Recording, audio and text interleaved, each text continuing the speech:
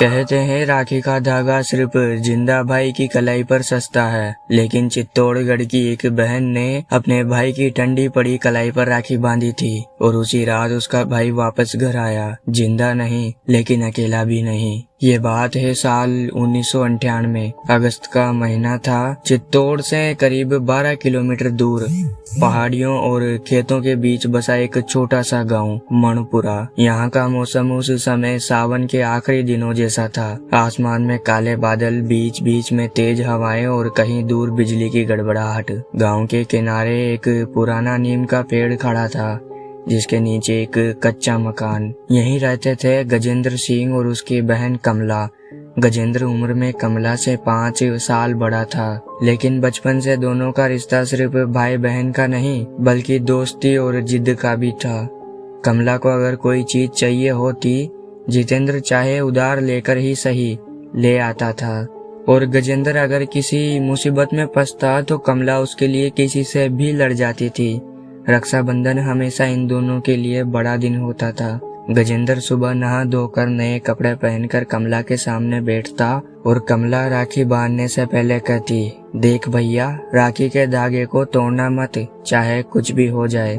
गजेंद्र हमेशा हंसकर जवाब देता, तेरा भाई जब तक सांस ले रहा है ये धागा नहीं टूटेगा। लेकिन इस बार राखी से एक दिन पहले गजेंद्र को खेतों में काम करते करते गांव के कुछ लोगों से झगड़ा हो गया। कारण मामूली था, पानी की बारी को लेकर, पर गांव के लोगों का गुस्सा मामूली नहीं था। शाम होते होते जब गजेंद्र खेत से लौट रहा था तो रास्ते में कुछ लोगों ने उसे घेर लिया। कमला ने उस शाम गांव में अफवाहें सुनी, गजेंद्र को मार दिया गया है, लेकिन किसी ने भी उसके सामने सच्चाई नहीं बताई। रात को पुलिस आई और गजेंद्र की लाश घर लाई। उसके चेहरे पर सूजन थी, कपड़े फटे हुए थे और कलाई पर पिछले साल की पुरानी राखी का धागा जो अब फीका और आधा टूटा हुआ था। कमला का रो रो कर बुरा हाल था, लेकिन एक बात वो हर बार कह रही थी, भैया वादा करके गया था कि राखी पर आऊंगा चाहे कुछ भी हो जाए। गजेंद्र की मौत के बाद गाँव में राखी का माहौल एकदम बदल चुका था। जहाँ बाकी घरों में मिठाई और हंसी खुशी थी, वहीं कमला के घर में सिर्फ सन्नाटा और रोने की आवाज। लेकिन कमला की आंखों में आंसू के साथ साथ एक अजीब सी जिद भी थी। उसने अपने आंगन में चौकी लगाई, उस पर गजेंद्र की तस्वीर रखी और पास में राखी की थाली में दिया जल रहा था। थोड़ी हल्दी, चावल, मिठाई का एक टुकड़ा और वो राखी जो उसने इस साल के लिए खरीदी थी। रात के 9 बजे गांव की औरत उसे समझाने आई, कमला ये क्या कर रही है, मरने वालों को राखी नहीं बांधी जाती, भगवान को मान। कमला ने उसकी तरफ देखा भी नहीं, बस धीरे से बोली, मेरा भाई वादा करके गया था, वो जरूर आएगा।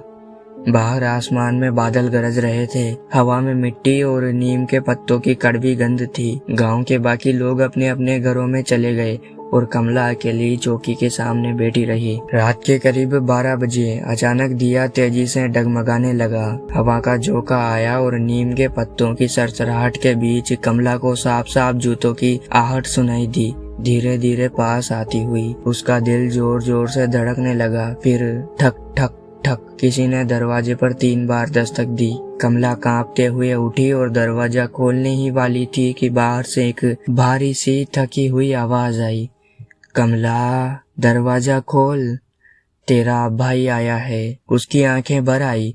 उसने दरवाजा खोला और सामने वही चेहरा, गजेंद्र। कपड़े वही फटे पुराने जिनमें उसकी लाश मिली थी, चेहरे पर वही चोट के निशान और कलाई पर वही फीका टूटा हुआ पुराना राखी का धागा। लेकिन उसकी आंखें इंसान जैसी नहीं थी, गहरी धुंधली, जैसे किसी गहरे कुएं में झांक रहे हो। गजेंद्र ने हाथ आगे किया, राखी बांध बहन, वादा निभाने आया हूँ। कमला के हाथ कांप रहे थे, लेकिन उसने थाली उठाई और भाई की ठंडी सख्त पड़ चुकी कलाई पर राखी बांध दी।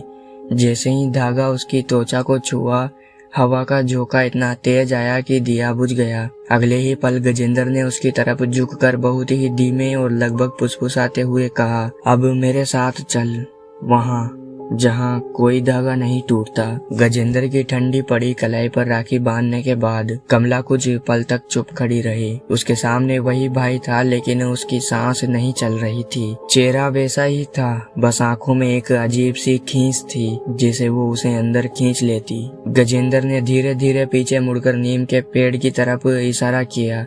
चल बहन, मेरे साथ चल। माँ भी वही है, बापू भी, सब इंतजार कर रहे हैं। कमला का दिल मानो एक पल को रुक गया हो। उसने कांपते हुए कहा, भाई तू तो मर गया था ना। गजेंद्र की आंखों में हल्की सी चमक आई और वो बोला, मरा हूँ, लेकिन वादा तो निभाया था। अब तू चल, वहाँ कोई हमें जुदा नहीं करेगा। बाहर हवा तेज हो गई थी, नीम के पत्ते से कांप रहे थे जैसे कोई ऊपर बैठा झूला रहा हो। दूर आसमान में बिजली चमकी और एक पल के लिए कमला ने देखा, नीम के नीचे दो और साए खड़े हैं, शायद उनके माँ बाप के।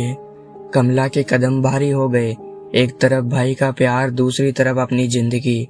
उसने धीरे से कहा, भाई तू वादा निभाने आया था, लेकिन मैं भी नहीं चल सकती। गजेंद्र ने गहरी सांस ली, या शायद वो सांस जैसी कोई आवाज थी, और बोला, ठीक है, अगली राखी पर मैं फिर आऊंगा।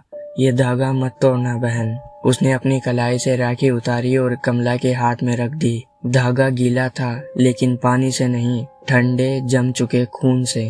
अगले ही पल हवा का एक जोरदार झोंका आया, दरवाजा अपने आप बंद हो गया और जब कमला ने दोबारा खोला, बाहर कोई नहीं था।